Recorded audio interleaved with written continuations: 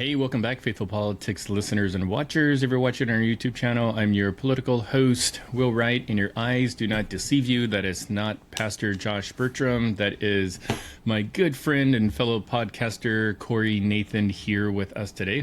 He's the host of the Talking Politics and Religion podcast, an excellent podcast. If you haven't don't forget the without killing each other part. Or without killing each other, definitely is the important part. So, hey, good to see you, Corey. You too, man. It's great to hang out with you.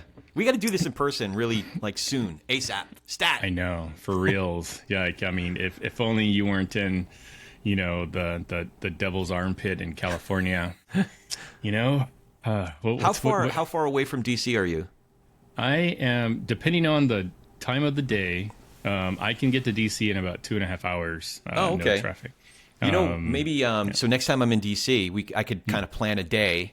Meet in between, or maybe go over to Denver. Riggleman's his wife's they have the distillery, the Virginia distillery. So maybe we'll do an outing out there or something.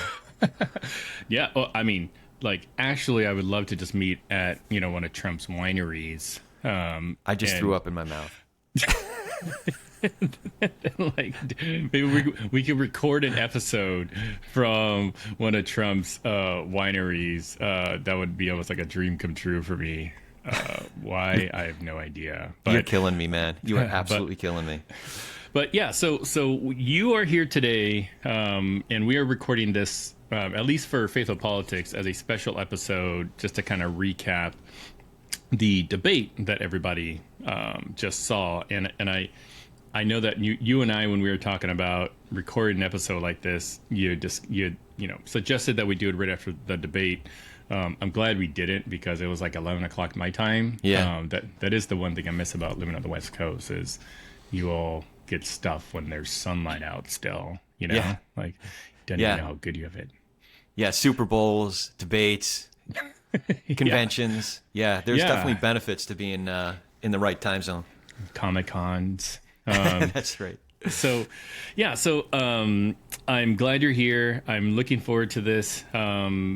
Hopefully we've gotten all the vibes out. So a lot of the stuff that I think we're going to end up talking about is actually like tangible, objective, not, how you're sort of feeling, whatever. But maybe that is actually probably a good place to start. Like, so give me your big takeaways, general impressions of the debate we watched. So one of the challenges is to remember what my thoughts were going into the debate, what I thought both candidates needed to do, who they were actually addressing, remember what my thoughts were during the debate, and then to keep that distinct from the various analyses that I read and that I see. I do try to get a diversified portfolio of analysis. Like, I was flipping over to the Fox News feed post-debate, quickly went into the Sean Hannity feed, or the Sean Hannity show. So I was trying to get as much of that as possible, along with CNN. I didn't get MSNBC, but I got CNN, ABC, and then today reading, the stuff that I gravitate to is like a lot of the Bulwark guys, a lot of the Dispatch guys, because they're lifelong conservatives that are, they're not pro-Trump conservatives. So that's where I tend to gravitate. But again, part of the challenge is to keep what my initial impressions were distinct from the analysis. And inevitably, some of that's going to leak through. But I'll tell you, during the debate, my impression was that the first 10 minutes or so, the first impression I got was the handshake. The first note that I wrote down was like totally ninja move on her part to go in for the handshake, because it struck me as like she was setting the tone, and the tone was, "Hello, young man. I know you're a toddler, but this is what grown-ups do when they say hello to each other." It was like, and she wasn't gonna have him setting the tone or any formalities or lack of formalities. She was determined to do that. So that was my first impression. When the conversation started, I got the sense that exactly what we would have expected, that she was very well prepared. Although I appreciated how she mixed in stories and connecting it to her own personal story, as well as enough policy without getting into the weeds. However, I did note that she did not quite get her footing. For example, I noticed that a couple times seemed like she had dry mouth. But she's on the biggest stage. There's a lot. I mean, the entire world is on the line, So I can understand why somebody might be a bit nervous there. But it's fair to say that she came off well, professional, prepared, ready for the stakes in front of her. And he was doing his thing, exactly what we would have expected. Freewheeling, improvising, not much substance, getting into the name calling right out of the gate. But I did get some immediate impressions from the visual, because at points I did turn the sound down. So I was like, what does this look like with the sound down? And he was not dominating that screen the way he has in other debates, whether it was the Republican primaries in 2016 or other presidential debates. He was not dominating that screen. In fact, he looked old, especially next to her. He did not look like he was dominating her in terms of size. One of the things I heard is that she's considerably shorter than he is. Even when she went in for the handshake, that was not clear. Maybe she was wearing the right size heels or something, but her presence was a strong presence. But as soon as she went in for the first hit, which was, I think she tried she took a couple of swings early on, but the first one that really landed is when she said, I'm going to do something a little different. I'm going to encourage everyone to go to a Trump rally. And she talked about the crowd sizes and how people got bored and started leaving.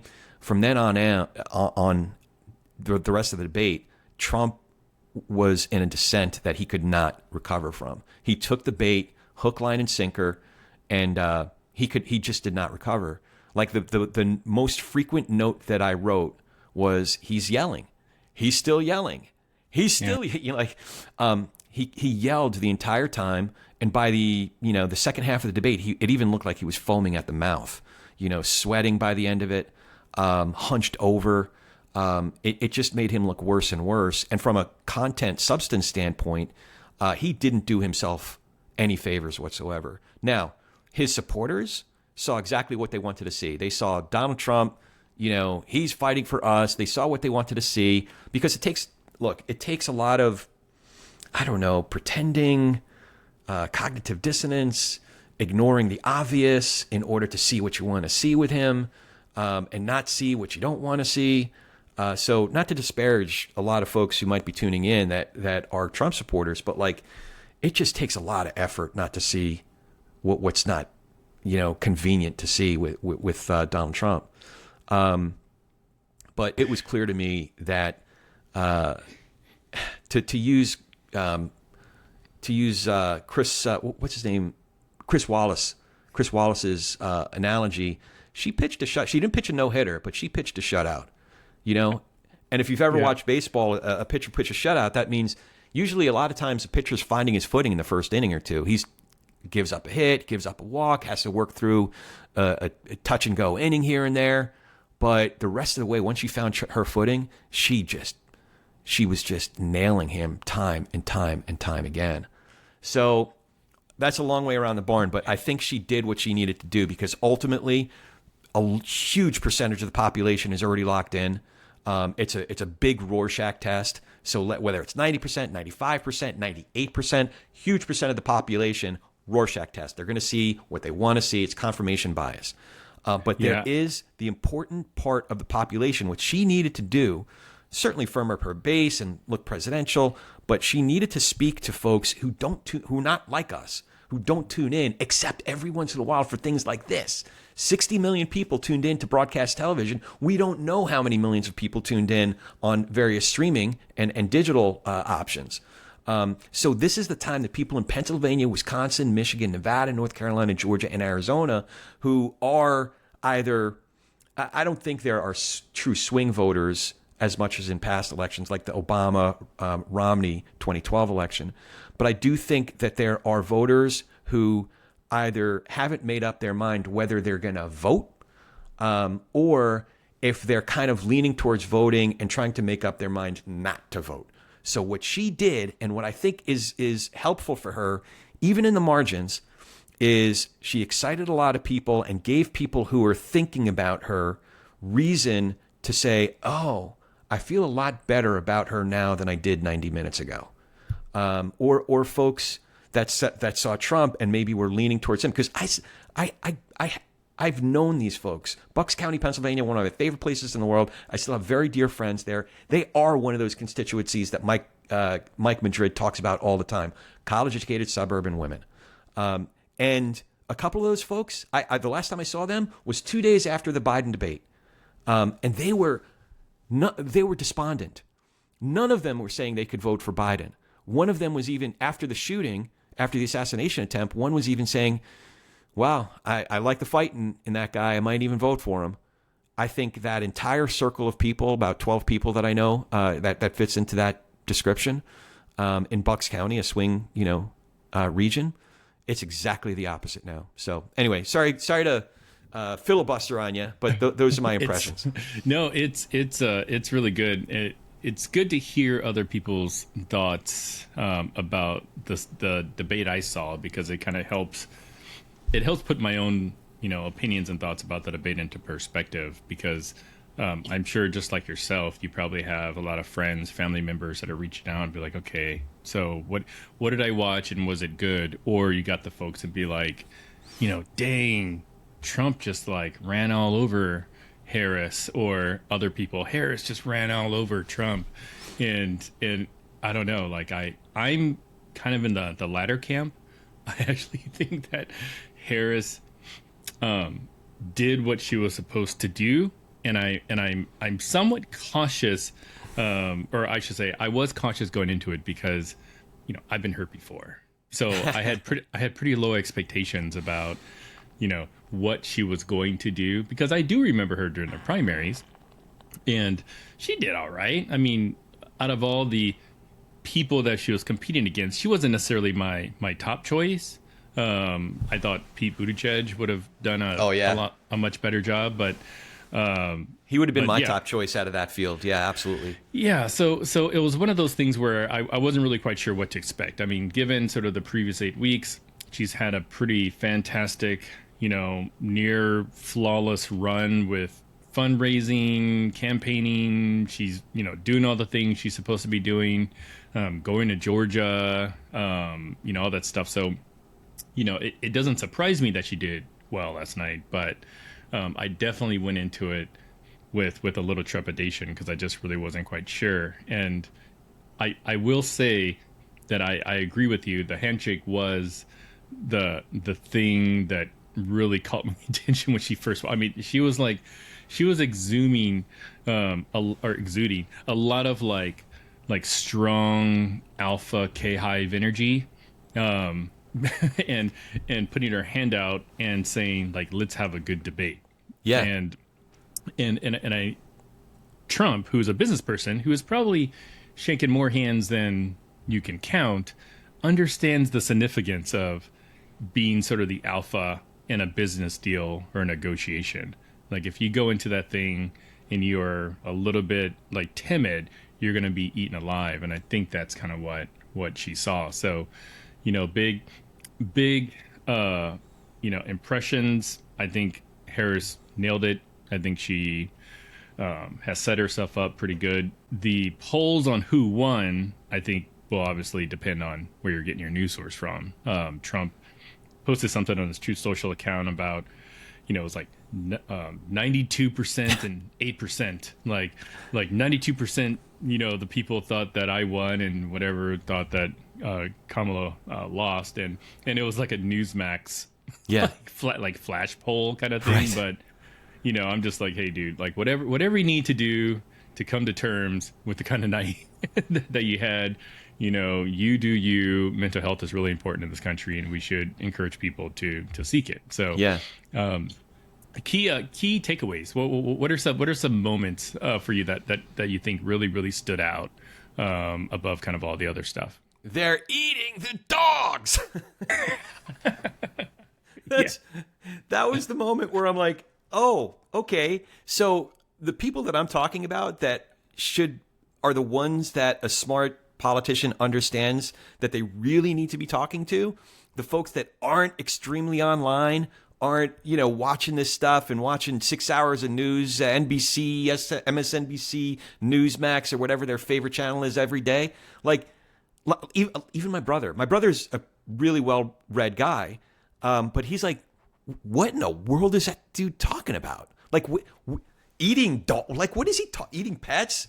And he posted something after the debate. He's like, reporting myself and my dog safe, from whatever dog eating, pet eating, monsters are out there. So that was a moment where I was like, oh, yeah, he's off the rails now, and there's no getting him back. So I thought that was a key moment. Again, I think the moment that really started to set the tone was the handshake.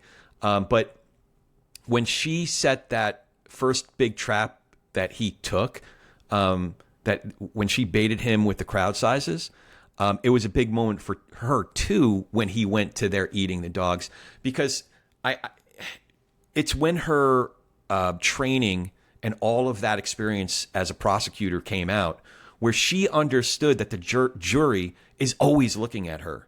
She understood that there was going to be a nonstop split screen. So her willingness to stare him straight down, but not in a, it didn't strike me, the way that she was looking at him didn't strike me as a put on of sorts, or like, like a really bad actor in a Western movie in a gunfight. It struck me as, oh, cats and dogs being eaten. Do tell, like sort of bemused. True. And at times, like, kind of worried. When you see somebody really losing it, like, I don't really care about you, really, really, but like, just from a human perspective, you okay, dude? So she had somewhere between bemused and you okay, dude. But then her ability to go straight to camera and talk to the American people in so many different moments, and not just in demeanor and where she was looking, but in her message. Like, hey, here's where the rubber meets the road. When she first opened and she said, you're going to hear a lot of lies, so she was able to go back and reference her setting the stage. So that was that was a key moment, I think, that a lot of the rest of the debate hinged upon. Yeah, I was going to say, what's interesting about that moment that you mentioned was, it was the dog cat eating comment was in response, or in the crowd size comment was in response to a question about immigration. Right. Because like there's more than a couple of topics, but the primary topics that I think the moderators try to get the candidates to talk about started with like abortion, immigration. They talk about like the insurrection, Israel, Hamas, Ukraine war, Afghanistan, racial identity, Obamacare, climate change. Those right. are like the ones that I jotted down. So in my mind, I think like this is how you can tell that Trump did not prepare, because immigration should have been Harris's weakest like area, and if there's any sort of preparedness, Trump should have at least just had a canned response when the moderators start talking about immigration, and just go off, hey, the flip-flopping, how come you haven't visited the border, all the those were layups for him. Yeah, and if he was smart, he would have found a way to incorporate the SAVE Act into the conversation, because I guess it got pulled today, but like the Congress is meeting to try to fund the government for next year, and they were going to attach the SAVE Act passing as part of a CR. It got pulled because apparently there weren't enough people supporting it, but it's like what an open opportunity for him to lay it on, daylight some of the stuff that is really, really weak for Harris. And he just completely botched it. Yeah. I thought another key moment, the one that I wrote down as the best line so far, she said Donald Trump was fired by 81 million people, and clearly he's having a hard time processing that. And then she went into a whole set of arguments, including world leaders. And his response was, no, world leaders love me. And who did he bring up? Viktor Orban. I'm like, dude, you might want to bring up our allies and not authoritarians. Like, you're kind of making her point for her, you know? So I thought that was another critical distinction for folks, again, like a lot of folks might not,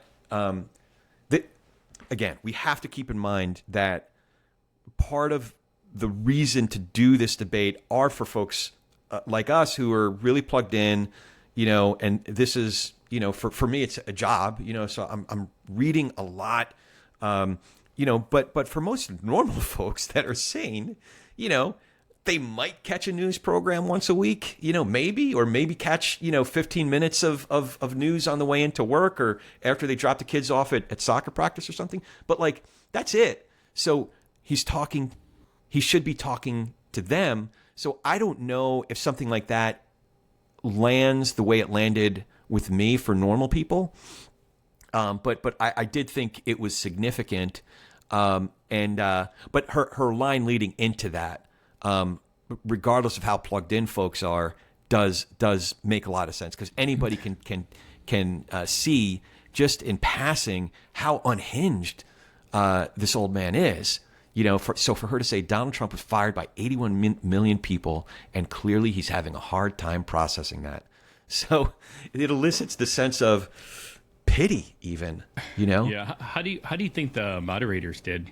So I had a very different impression than what Trump and his supporters seem to be claiming today. What I noted was that every time that he wanted to filibuster, they turned his mic back on and they let him talk, seemingly without a timer. Yeah. She had no problem just letting it go most of the time. There was 2 times, I think, that she did want to rebut what was said, and they just did not allow her to reply. Now, I thought that was okay, because I didn't think whatever she was going to say, it wasn't going to move the needle one way or the other, and she was perfectly nimble enough to move on to the next thing. So to me, that wasn't a big deal. But for that, you know, because like I said, I was tuning into Hannity as well. One of the first things he said, it was 3-on-1. I'm like, dude, if you're complaining about the refs, you have lost the debate. You know you've lost the debate if you're complaining about the refs. So yeah, that was I thought that they did a fine job. I thought in terms of the fact checking, I thought that they were fairly restrained, because if you spent the entire time as a moderator fact checking with Donald Trump, you wouldn't get past the first question, because he's so, I don't know if you can call it talented. He's so talented at fitting so many lies within any 15-second segment, right? But I think it was 3 times total that they did a fine job of a 5-second. The sheriff or what have you in that town in Ohio has no credible evidence of dogs being eaten, you know, I think there was one about January 6th, you know, so there was 2, maybe 3 where they pushed back on him. The complaint is, they didn't correct her. Like, that's because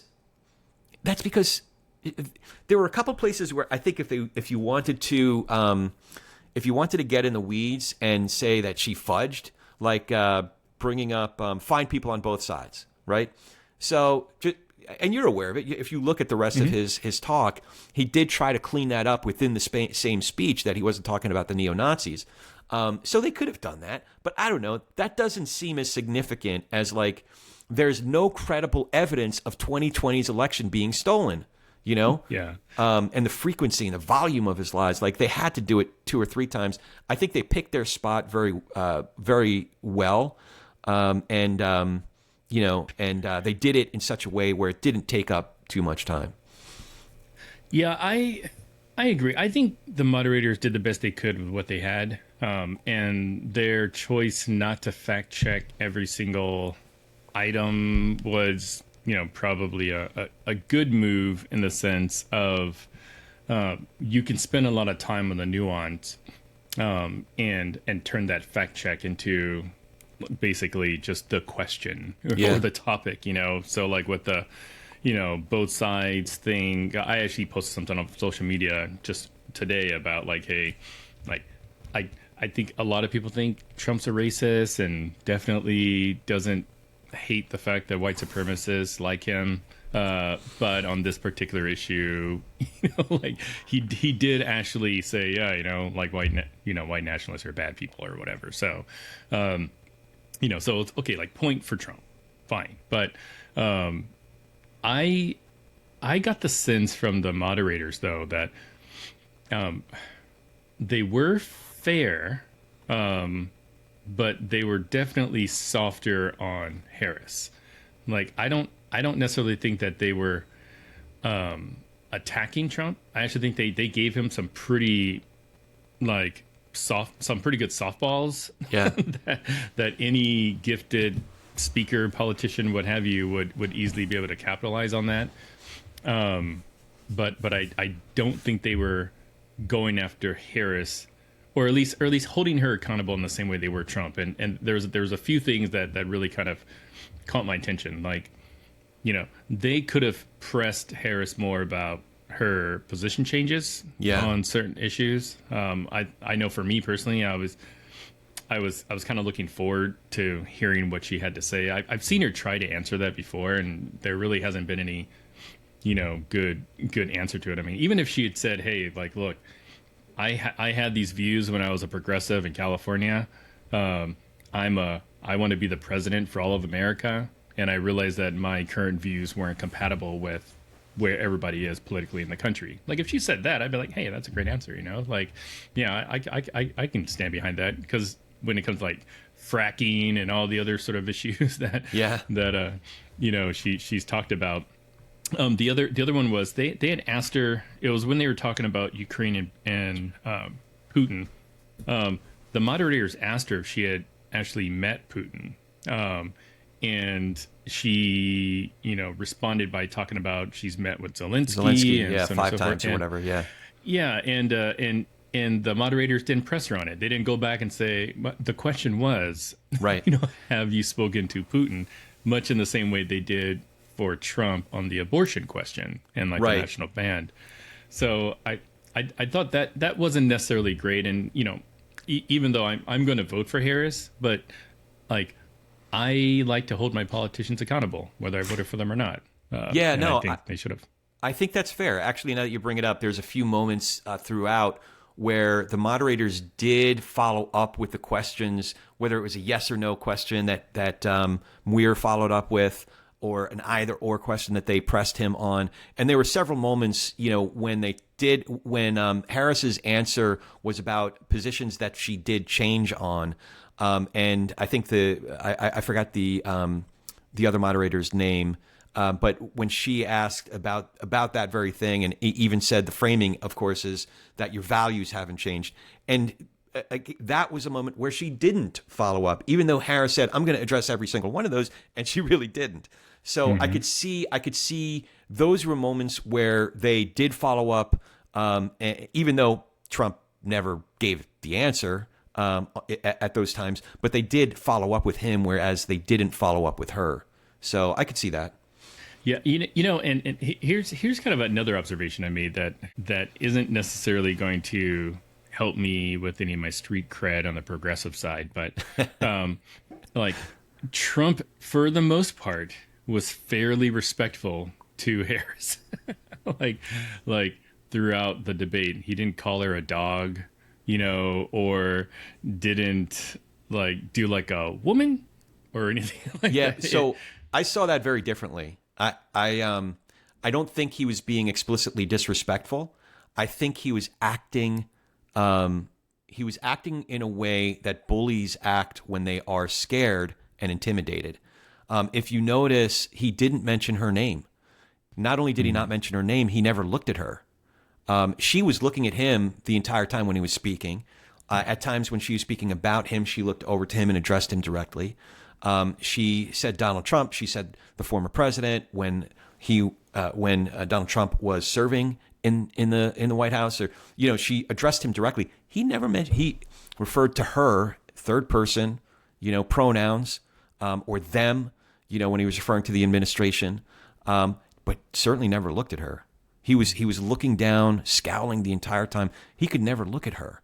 And that's like I've seen some analyses that assess the narcissistic kind of tendencies that he shows, the neuroses that he's been displaying, that comes with those conditions. That in order for him to be kind of like his version of okay, he almost can't acknowledge her existence, especially when he's being dominated the way he was. So I don't know. I don't mean to get too psychological on it. Yeah, but no, I think that's interesting, because it's almost like he didn't go out of his way to insult her because he would have had to respect her as a human, kind of thing, and that respect would be shown by at least like looking, acknowledging her, and recognizing that I don't know, that she's an actual person. But I was probably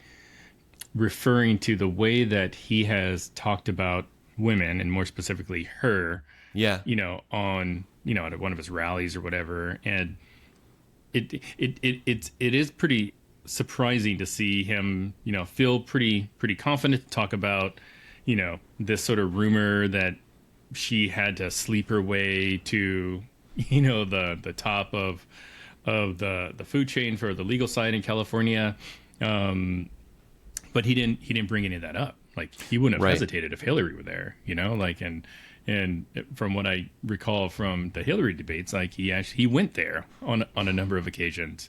I think there was one moment where he kind of did something, you can kind of call it disrespectful, but he did the, wait a minute, I'm talking now, if you don't mind, please. Yeah. And said, like, does that sound familiar? And I actually had to sort of like look that up, because I was seeing that particular line was getting a lot of play. I was like, where's that from? Like, and it was from, her debate with Pence, 4 years ago.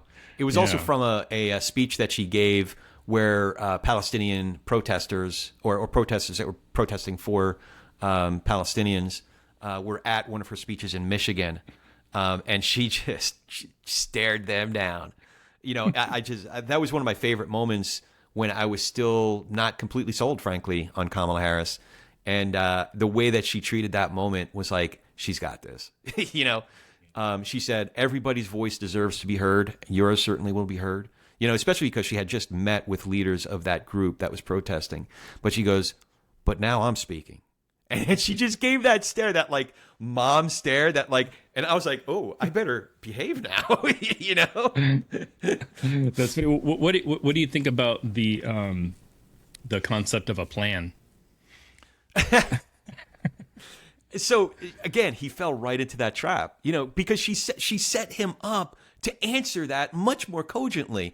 I forget if it was a questioner or Kamala Harris, but somebody said, so you've had 9 years to come up with a plan to replace Obamacare. So what's your plan? Well, I have a concept of a plan. You really? So you have 9 years and you have a concept of a plan. I don't know. If I'm working for a client and I'm on retainer for even like 3 months, let alone a year or 9 years.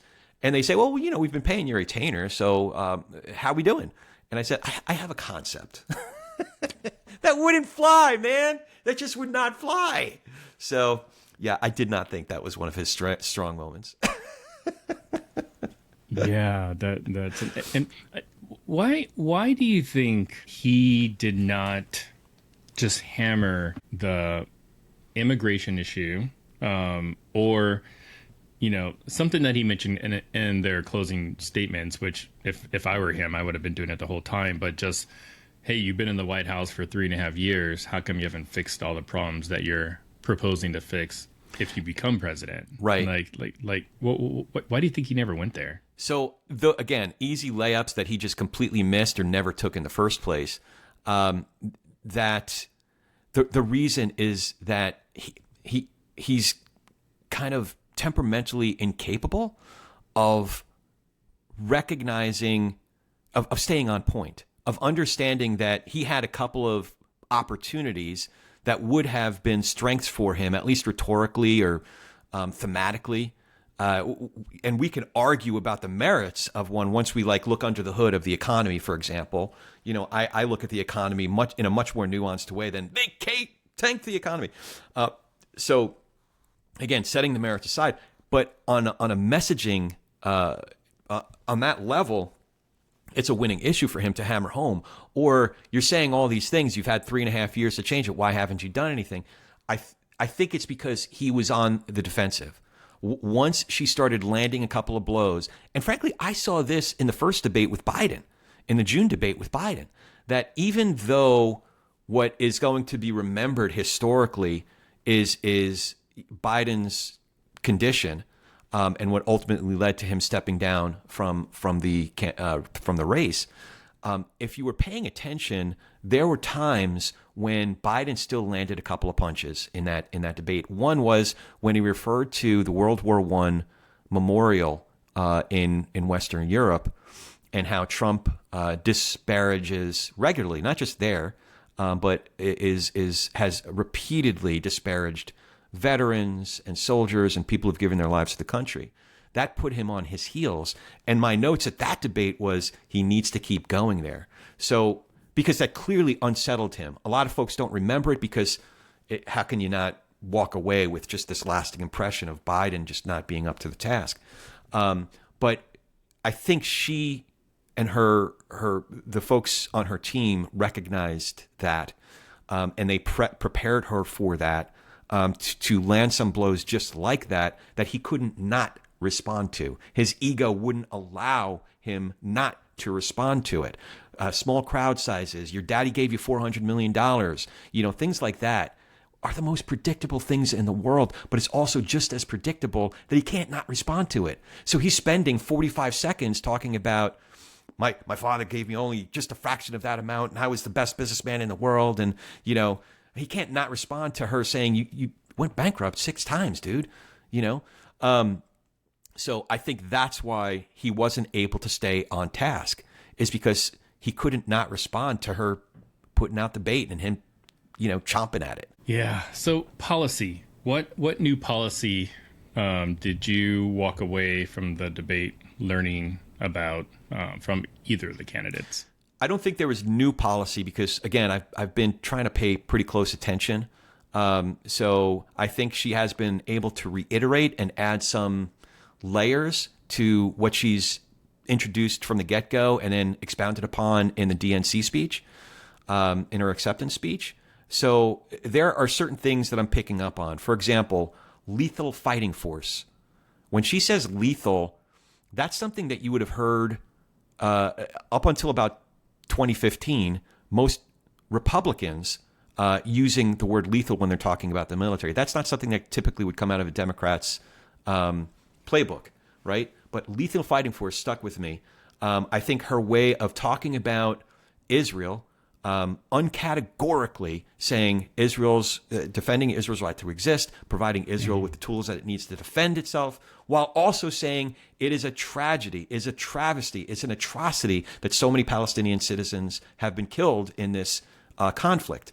So holding both of those, and I'm a Jew, dude. I'm Jewish. I have family in Israel. I stay in touch with over these, not just since October 7th, but they've been there since the late 70s. So this is a very, very personal issue for me. But yet, the cousins that are my age, they grew up with Palestinian neighbors. They went to played soccer with Muslim Palestinian friends. So to be able to keep both things at the same time, Israel's right to exist, Jews' right to have a home in the Middle East, as well as this can be a pluralistic society and the humanitarian side of it. So that was one that stuck out for me. But also there's a couple others. I'm really interested in hearing more. She did expound upon it a little bit, but didn't really have time to get into it, about building new homes. One of the ways that we can address the housing prices, both housing costs as well as homelessness in certain cities, build more supply. But it's also very strategic because, again, one of the key voting blocks is Latino voters.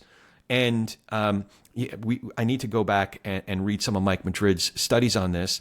But a lot of second and third generation Latino households, there is a significant percentage of households that have at least one family member that's in the home building industry.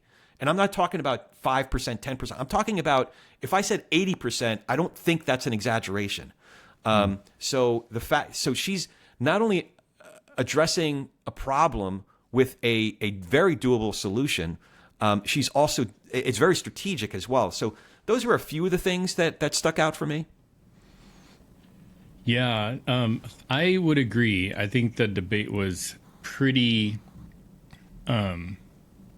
skinny on any sort of substantive policy conversations, which, I mean, to be honest, in a 90-minute debate, like, if you really want to put people to sleep, like, talk about stuff like that. Yeah, like, where does the weeds. $50,000 tax break for new businesses come from? I mean, that caught my interest, but like that, I'm going to read a white paper about that. I'm not going to watch a debate to hear, the wonkiness of it. Yeah, and there were a few things that I really wish they went more into. Again, immigration. I really wish they just kind of hammered that home because, and they did touch on it a little bit with regards to, hey, Senator Langford, Republican, created this bill, bipartisan bill, which would significantly help the the situation at the southern border. Trump nixed it, said, yeah, I don't really like it. It'll be a bad win in an election year kind of thing. And then they threw it away, but it would be nice just to kind of hear a little bit more about, okay, so what's the plan now?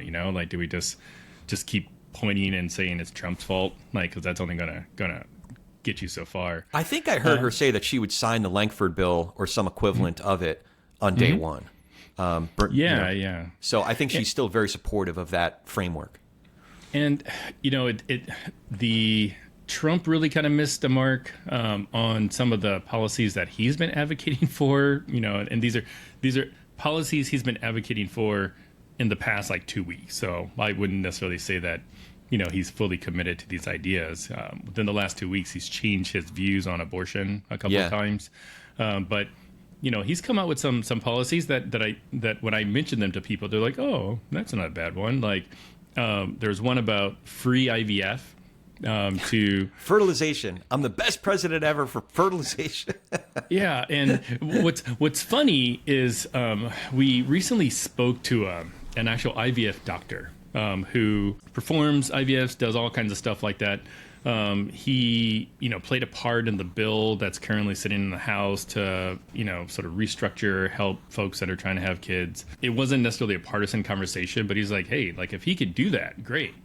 Like that actually would help more families out there have kids. But the whole process is already kind of screwed up, because what one of the things that he had said specifically about IVF is that some places still consider IVF elective. And his argument is, I don't think parents or would-be, wannabe parents are waiting in line, the infertility line, by choice. So to call it elective, really does a disservice to Americans. So in his mind, he's like, hey, if you can get insurance to pay for it, like, he's all for it. So I think Trump really missed an opportunity there to, branch out. To widen the aperture of his base, because I think that's what he's really, really missing right now. Because I think during the debate, Trump did a really great job appealing to his base, but not anybody else outside of that. Anybody else. Harris, on the other hand, I think did enough to solidify her base. That there's still going to be sort of those like factions that are not going to be happy with her policy on Israel and Palestine and whatnot, but I do think at the end of the day they'll probably end up voting for her, because they're like, oh, like, it's either her or Trump, so it's like it's going to be her. So Trump also recently came out and said, hey, he supports the legalization of marijuana. I think that was a Truth Social post, so take that for what it's worth, because somewhere in that day he also was promoting Hulk Hogan's new beer. Whatevs. But so as far as like policy, not a lot. The last thing I'll point out, though, and this is kind of a part that sort of important to me. It's an area that I try to immerse myself in, and that's just national security.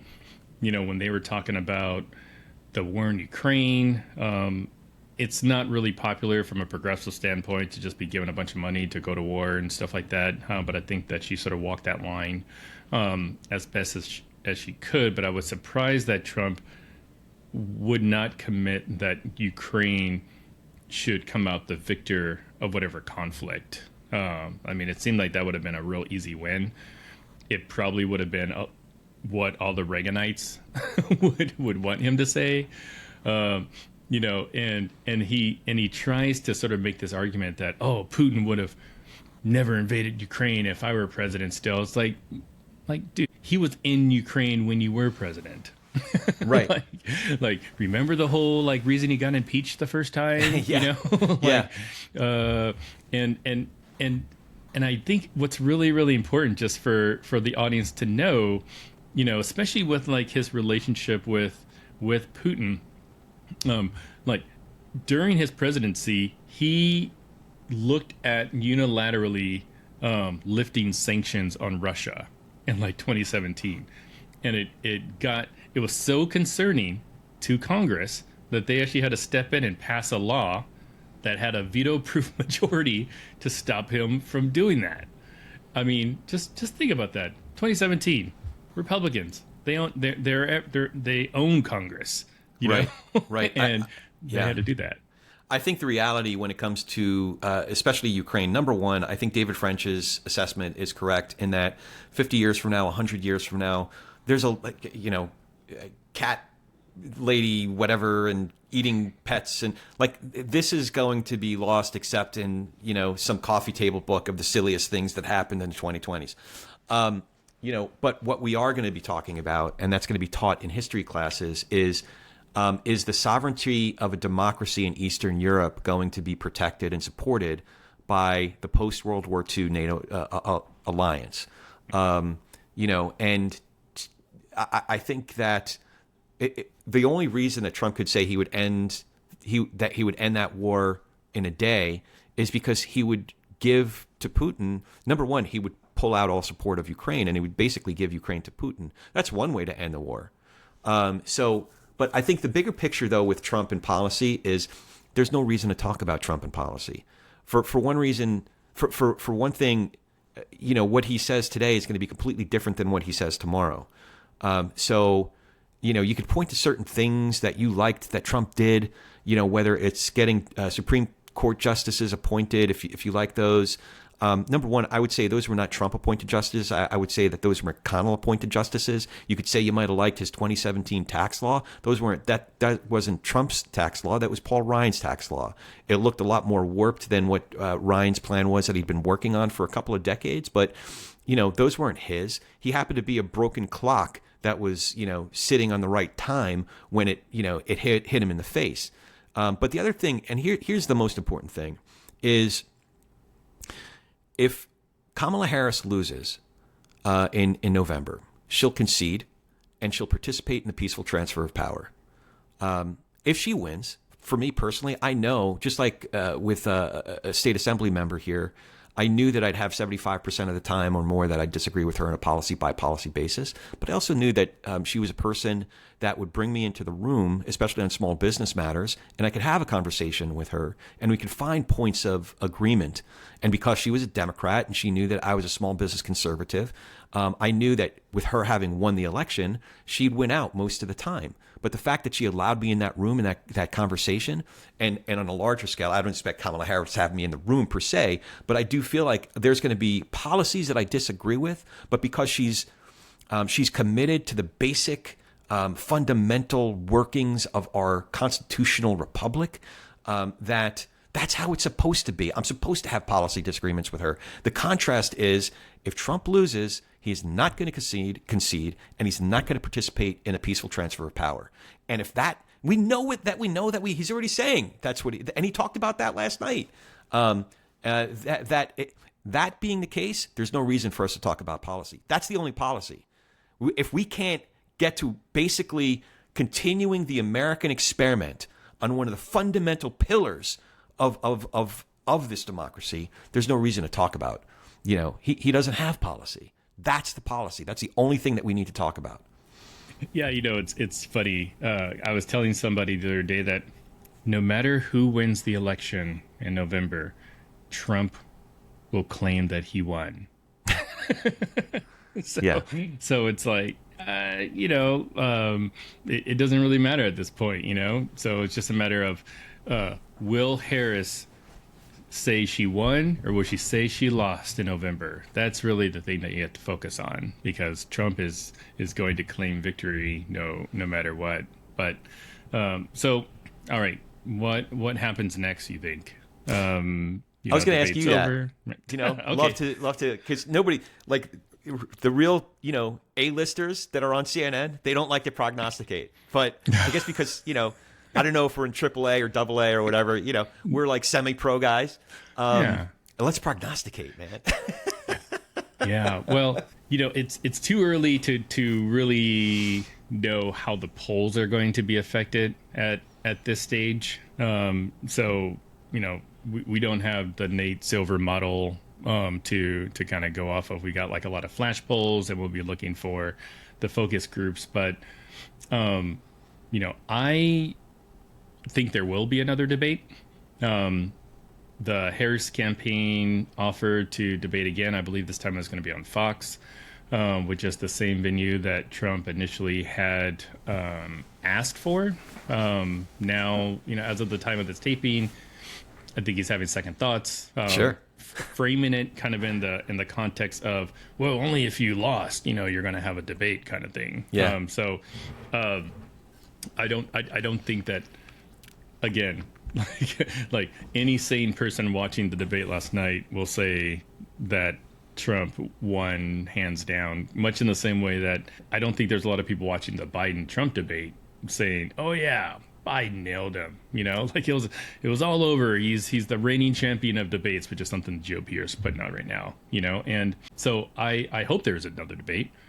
I'm bummed that the debate probably won't be at VSU, which is here in Virginia, Virginia State University, which is a historically black college. And it was originally going to be planned there when Biden and Trump are going to debate. So I'm kind of bummed about that. But I think if the Harris campaign is smart, they'll keep it on their calendar. And even if they have to debate an empty podium, I think that they will, because they'll just get the airtime. And I think after the debate, we're going to start seeing more and more surrogates come out of the woodwork to support Trump, because I think that there was a lot of I don't know, people just don't really know. I was really surprised that both Cheneys came out before the debate, to support Harris, but now after the debate, I think that we may start seeing a lot more Republicans coming out saying that I don't know what it was that we just looked at, and how long is it before the GOP decides to have a convention where JD Vance is the nominee.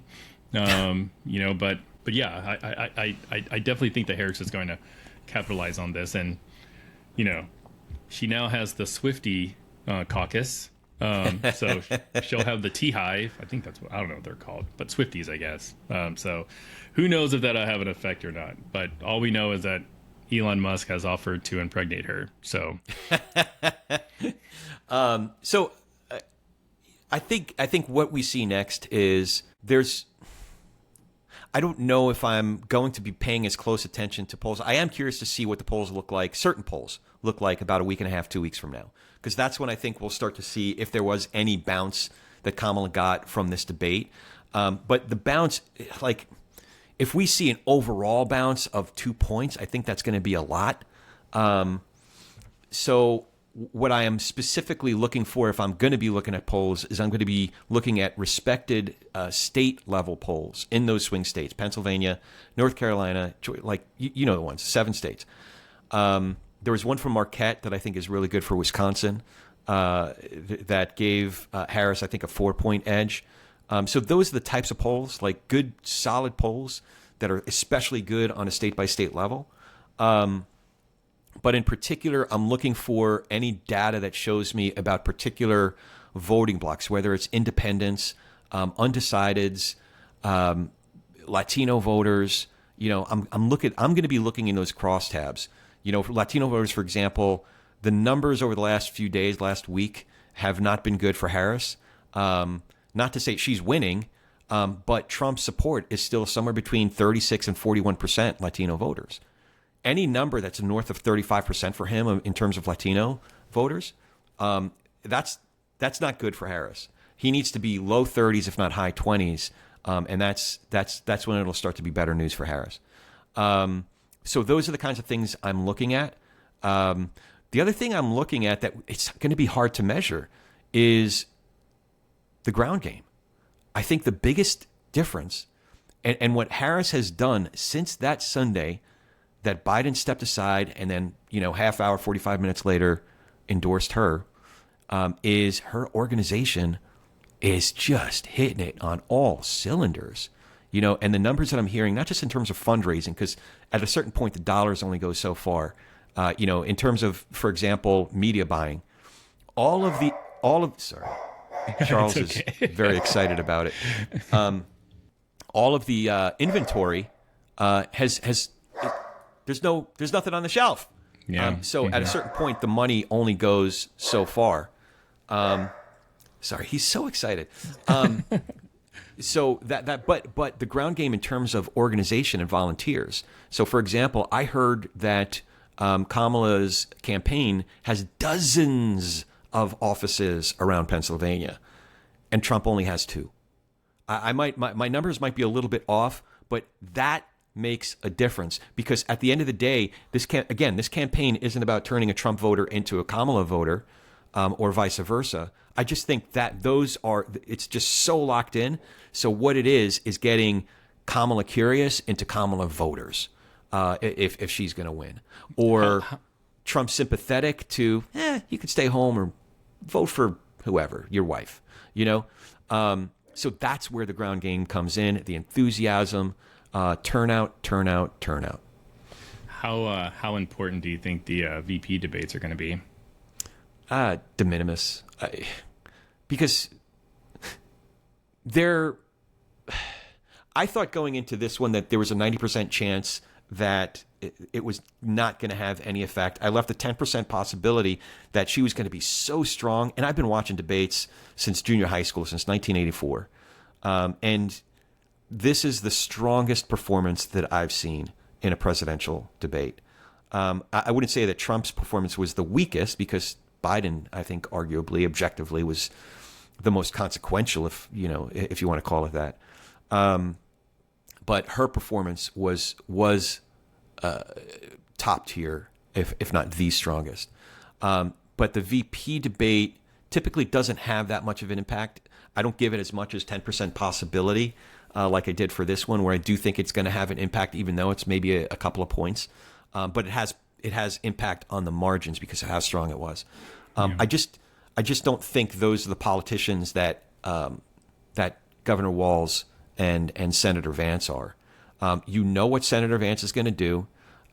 You know how he takes a question and answers it with 3 or 4 words, and then says what we should be talking about, and it just goes through his talking points and attacks.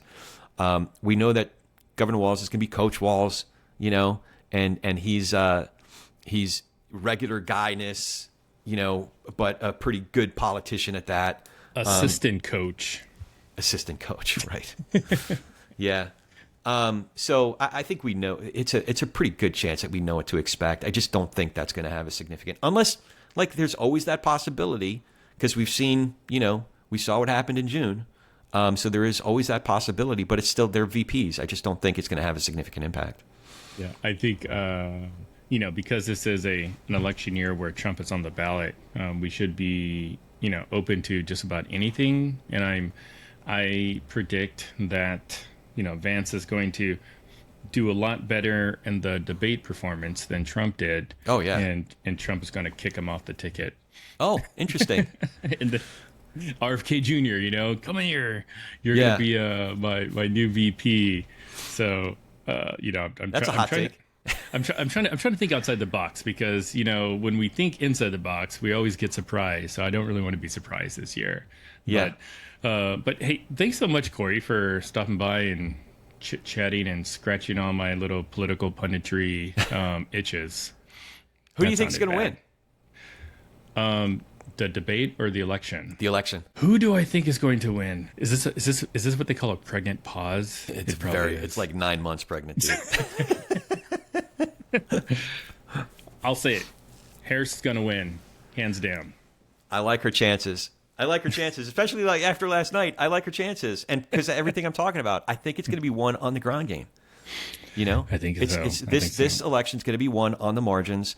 You know, a couple of key states are trending in her direction: Michigan, Wisconsin, Pennsylvania is a coin toss, but that's the one that's going to be won on the margins, and where I think enthusiasm and ground game is going to tip the scales. If she wins Pennsylvania, I just do not. I think this year's North Carolina is this year's Georgia. I could see him winning Georgia, but I could see her winning North Carolina. Really? See, I would think Georgia would be more of a gettable state than North Carolina. And I only say that because, I mean, number one, Trump is already doing his, hey, don't do mail voting kind of thing. There's already 2 Democrat senators there. Yeah. And, you know, it's like at this stage of the game, where you spend money is really important, like you said about Pennsylvania. Well, like they just had a rally in Georgia. You know, their former lieutenant governor basically has endorsed her. So I think they're expending a lot of capital in a state that, you know, I would hope they would think is gettable, or else why spend money there? Because I don't think she's done a rally in North Carolina yet. That's just south of me. So yeah, don't get me wrong. Georgia is definitely winnable for Harris because statewide elections have been won by Democrats, you know, time and time and time again. I'm also watching because the strongest politician with the strongest infrastructure in Georgia is Governor Kemp. And I'm curious to see how, if you would have asked me before 2 weeks ago, I would have said he's not going to put any elbow or shoulder behind Trump's efforts there, which could significantly hamper his Trump's possibility of winning there. But now I'm not so sure. I'm not so sure how much Kemp's going to be helping him, or his political machine's going to be helping Trump. But again, we've had plenty of evidence, certainly since 2020, that Democrats can win statewide elections there. So I'm not counting it out. I'm just saying I like North Carolina because, number one, the population has changed there. The makeup of the population has changed. I also think I'm trying to pay some attention to whether the Harris organization has efforts in the western part of the state.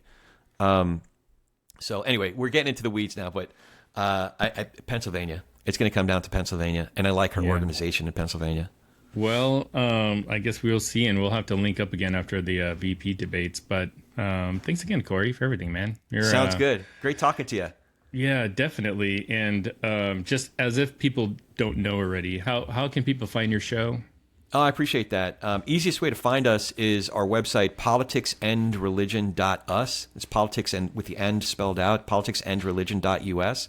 Or you could find me on most of the socials, Twitter and Threads and Facebook and LinkedIn, and Corey S. Nathan, Corey S as in Sam, Nathan, at Corey S. Nathan. Cool. Awesome. Well, thanks again, Corey, and thanks to all of our audience for stopping by and listening to us talk for an hour. And as always, make sure you keep your conversations not right or left, but up, and we'll see you next time. Take care.